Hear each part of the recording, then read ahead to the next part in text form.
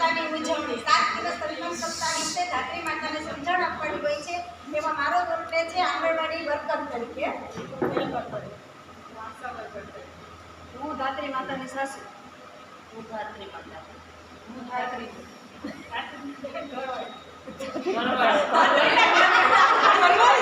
કરવાડી એવી કઈ ભૂલ થાય કે તું ચાલે પણ એમાં રોલ પ્લે ની વચ્ચે એવું નહીં કરવાનું. આ બાજુ ઉભો તમે પ્રથમ દિવસ સ્તનપાન સપ્તાહ દરમિયાન અમે આજે ગૃહ મુલાકાતનું આયોજન છે. તો અમે અમારા વિસ્તારમાં એક ધાત્રી માતાની જન્મ બાળકનો થયો છે તો અમે એની ગૃહ મુલાકાત લેવા જઈએ છીએ.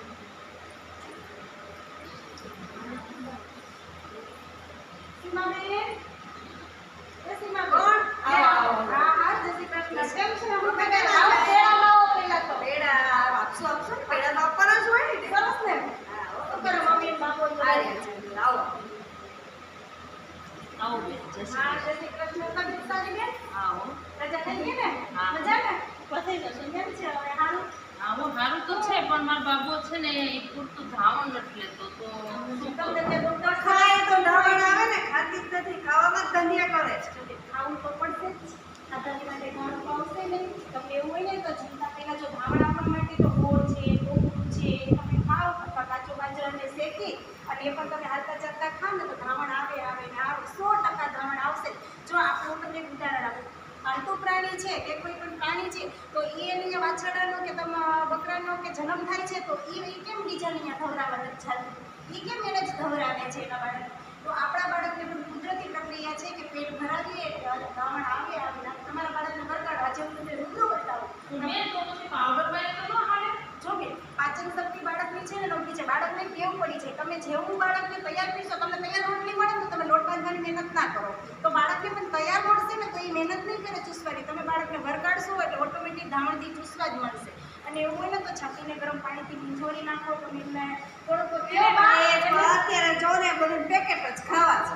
ઈ કઈ સારા હોય અમે કઈડા છે અમને ખબર છે કે અમારી સાસુએ રાત ખવડાવ્યો છે શીરો ખવડાવ્યો છે ઈ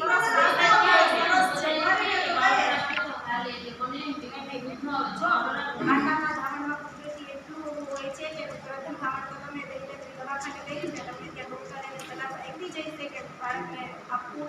અને જો તમારા બાળકને છે ને માત્ર ધાવણ જ આપવાનું 6 મહિના સુધી ગંદુથી પાણી પણ વસ્તુ નહીં આપવાનું. તમારા બાળકનું તમારું સ્વાસ્થ્ય સારું જોઈએ છે કે નબળું જોઈએ છે? જો તમે અત્યારે તમારા બાળકની કેર નહીં કરો તો 5 વર્ષ સુધી તમારે દવાખાનું જ ખેડવાનું રહે. એના કરતાં તમારા જ બાળકને અત્યારથી તમે ધાવણ આપશો ને તો અત્યારથી એની સાચવશો તો 5 વર્ષ પછી તમારે એની જરૂર નહીં. જો હું કહું તો માનતી નથી આ કે અને બાળકના ભૂખના લક્ષણ છે કે જો આળસ મળે રોવા માંડે એટલે આપણે સમજી જવાનું કે પીપી કરી લઈએ એટલે બાળકના ભૂખના લક્ષણો છે કે બાળકને પીપી થઈ ગયો અથવા એ રોવા માંડે કે આળસ મળે કે આમ તેમ મોટું પડતા પડે એટલે ખબર પડી જાય બાળકને કે ભૂખ લાગી એટલે આપણે એના લક્ષણ ઝડપથી અને બાળકને સતત પેટ ભરાઈ રાખે. રાત્રિ દરમિયાન 8 વખત અને દિવસમાં જેટલી વાર બાળક માગે જેટલી વાર ભૂખ થાય ને એટલી વાર બેન બહુ રડે તો ઘોડિયામાં અત્યારે સુવડાવે કે નહીં સુવડાવે?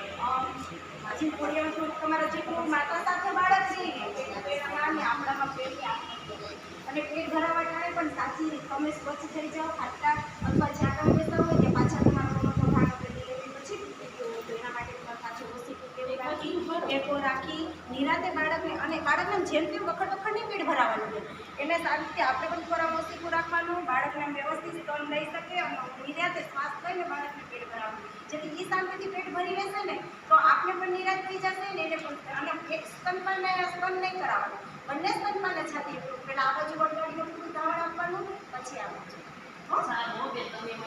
અને પૂરતો આરામ કરજો અને વ્યવસ્થિત બાળકને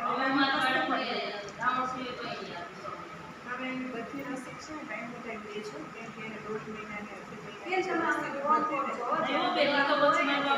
ઇન્જેક્શન તો મારું મંડપમાં ના ના બે ઇન્જેક્શન તો દેવું પડે એનાથી એને છે ને પછી રોડે તો રાતે કશું અને ચાલે રસીકરણ તો કાંઈ ભારે જ હોય ને બારે તો ભારે જ હોય. એમ તો કરે બધું કાંઈ ન થાય રસીકરણ બીસી છે તો આપીએ તો બીસી ના છે આવે? અપાયું કે નહીં તમે એમની ઇન્જેક્શન નો ના ના અપાવવા તો ઓલું અહીંયા આપણે ઈ ને દવાખાને આપી દીધું હશે ને એ આપ્યું હતું તે દિવસે તો હવે તો તમારે એ એક દિવસ એ રડે તો ના પાણા પકાવવા છોકરા પકાવવા પછી 1.5 મહિનાનું હવે પેલું આવશે. 1.5 મહિનાનું આવશે પછી ત્યારે તમારે જાણ 2 કરશું. મહિનાનું તમારા આંગણવાડી સિસ્ટર નહીં છે તો ક્યાં કહેશો નકર તો મને PHC